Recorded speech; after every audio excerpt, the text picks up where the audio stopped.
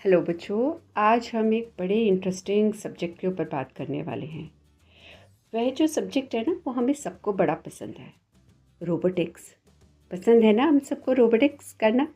तो चलिए ज़रा आज हम मिलते हैं रोबोटिक्स के हीरो से। क्या आप जानते हैं रोबोटिक्स का हीरो कौन है? चलो मिलाते हैं आपको। रोबोटिक्स का हीरो है रोबोट। रोबोट है, राइट? ठीक कह रही हूँ। तो ज़रा आज हम रोबोट के बारे में जानेंगे, लेकिन एक अलग तरीके से। तो चलें।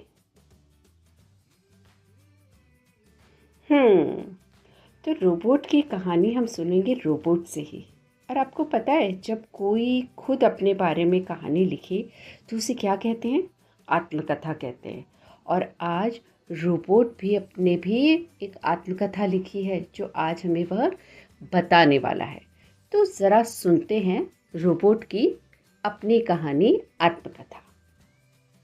आज मैं एक रोबोट अपनी कहानी सुना रहा हूँ।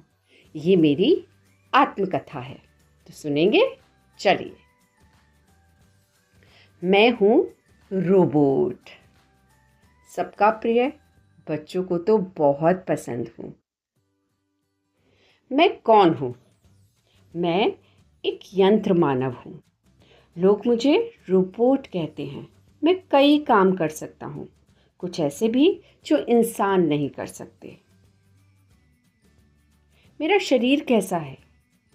मेरा शरीर, मेरी बॉडी लोहे यानी आयरन से और प्लास्टिक से बनी हुई है। मेरे पास आप इंसानों की तरह, ह्यूमंस की तरह हाथ हैं, पैर हैं और अंगुलियां भी हैं।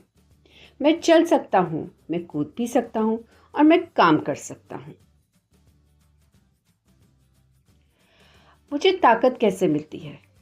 इंसानों में खून बहता है, और खून कैसे आता है उनके पास? जब वह भोजन खाते हैं, जब वह फूड लेते हैं। वैसे ही मेरे पास भी बहुत सारे बिजली है, और वो बिजली मेरे तारों में बहती है। बिजली से मुझे ताकत मिलती है। मेरा दिमाग कौन है? मेरा दिमाग कंप्यूटर है। कंप्यूटर मुझे आदेश देता है और मैं वैसा ही करता हूँ जैसा मुझे कंप्यूटर कहता है। सो मेरे अंदर बहुत सारी इंफॉर्मेशन और मेरे अंदर बहुत सारी सुविधाएं हैं, जिसका फ़ायदा इंसान उठाता है। मैं कैसे सुन सकता हूँ, देख सकता हूँ, बोल सकता हूँ? मैं कैमरे से देखता हूँ। मेरी आँखों में तो कैमरे लगे हुए हैं। माइक्रोफोन से मैं सुनता हूँ, लाउड स्पीकर से मैं बोलता हूँ, और कुछ खास टेक्नोलॉजी है मेरे अंदर, जिससे मैं टच यानी स्पर्श को अनुभव कर सकता हूँ। मैं कर सकता हूँ, बिना थके काम कर सकता हूँ। गर्मी सर्दी भी मुझे नहीं रोक सकती है। भारी से भारी चीज़ें उठा सकता हूँ। आग हो, गंदगी हो, पानी हो, हवाएं हो, तूफान हो, मैं सभी में काम कर सकता हूँ। यहाँ तक कि मैं 20 से 25 मजदूरों का भी काम अकेले कर सकता हूँ। मेरी बहादुरी के किस्से बड़े मशहूर हैं। मैं आग में जाकर लोगों को बचा सकता हूँ। समुद्र में डूबी हुई चीज़ों को ढूंढ कर ला सकता हूँ। और आपको तो पता ही है, मैं चंद्रमा और मंगलयान से वहाँ की मिट्टी भी लेकर आया हूँ, वैज्ञानिकों की खोज के लिए। कुछ ऐसा है जो मैं नहीं कर सकता हूँ? हाँ है। मैं सूंघ नहीं सकता हूँ। मैं फूल तोड़ सकता हूँ, लेकिन पहचान नहीं कर सकता हूँ। मेरी उंगलियां इंसानों से कम चालाक है। वो इंसानों की तरह इशारे नहीं कर सकती हैं। अब प्रश्न ये उठता है कि मेरा और आपका भविष्य यानी कि फ्यूचर कैसा होगा?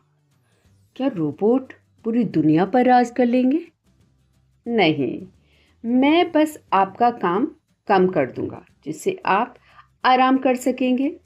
मैं घर बैठे आपका थोड़ा काम हल्का कर सकूंगा। तो कहना यह है कि हम और आप मिलकर काम करेंगे। अंत में बस यही कहना चाहूँगा कि मैं चाहे कितना भी चतुर हो जाऊँ, लेकिन इंसान पर ही निर्भर रहूँगा। क्यों? क्योंकि उसी ने मुझे बनाया है, तो मुझे दोस्ती तो उससे करनी ही पड़ेगी। तो आइए, मैं और आप दोस्ती के साथ भविष्य के लिए काम करते हैं, फ्यूचर के लिए काम करेंगे, मैं और आप मिलकर। चलिए आइए कुछ कहानियाँ मेरी बहादुरी की।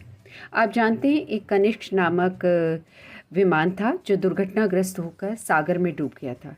तो मैं ही था जो उसके मलबे को समुद्र की तलहटी से, उसकी गहराई से निकाल कर लेकर आया था। और उस एयर इंडिया का यह फ़्लाइट था जो एक डिज़ास्टर स्टोरी के रूप में जाना जाता है। इस फ़्लाइट का नाम था फ़्लाइट 182, जिसको टेररिस्ट ने अटैक कर दिया था और इसमें 329 लोगों की डेथ हो गई थी। और ये जो फ़्लाइट है ये कनाडा से न्यू दिल्ली इंडिया आ रही थी। और इसमें 268 कैनेडियंस थे, 227 ब्रिटिशर्स थे और 24 इंडियन नागरिक थे। और ये जो फ़्लाइट थी, ये फ़्लाइट जो थी अटलांटिक महासागर, जो अटलांटिक ओशन है, उसके ऊपर एक आइलैंड के पास जाकर इसमें बम विस्फोट हो गया था और ये दुर्घटनाग्रस्त हो गया था, ये एक्सीडेंट हो गया था। तो इसका जो मलबा था उसको रोबोट की सहायता से निकाला गया था क्योंकि वो बहुत नीचे जाकर जमा हो गया था। जैसे मैंने आपको पहले भी बताया था कि मैं चंद्रमा यानी मून और मंगल यानी मार्स ग्रह की सतह पर जाकर वहाँ की मिट्टी को खोद कर लाया था। वाइकिंग प्रोब ये फर्स्ट स्पेसक्राफ्ट था जो अमेरिका के नासा ने मंगल ग्रह पर भेजा था। मंगल ग्रह यानी मार्स पर भेजा था। और मैंने ही वहाँ की लाल मिट्टी को खोदा था, तभी हमें वह मार्स जो है वो रेड कलर का दिखाई देता है। तो वहाँ से मैंने उसकी जो लाल मिट्टी थी उसे खोद कर लेकर आया था। और जब उसका परीक्षण किया गया, जब उसके ऊपर एक्सपेरिमेंट किया गया तो पता लगा कि मंगल ग्रह पर, मार्स पर लाइफ नहीं है, वहाँ पर कोई भी जीवन नहीं है। और आइए मैं आपको अपने कुछ काम दिखाता हूँ। मैं आपके साथ चेस खेल सकता हूँ, मैं आपके साथ आपके दोस्तों की तरह बातें कर सकता हूँ, मैं फैक्ट्रियों में काम कर सकता हूँ, मैं फल तोड़कर किसान की मदद कर सकता हूँ, मैं आपका दिल बहला सकता हूँ आपको म्यूज़िक सुनाकर, मैं आपके घर डिलीवरी कर सकता हूँ, मैं आपके साथ डांस कर सकता हूँ, एंजॉय कर सकता हूँ। तो आइए आप और हम मिलकर एक सुंदर फ्यूचर बनाते हैं। धन्यवाद।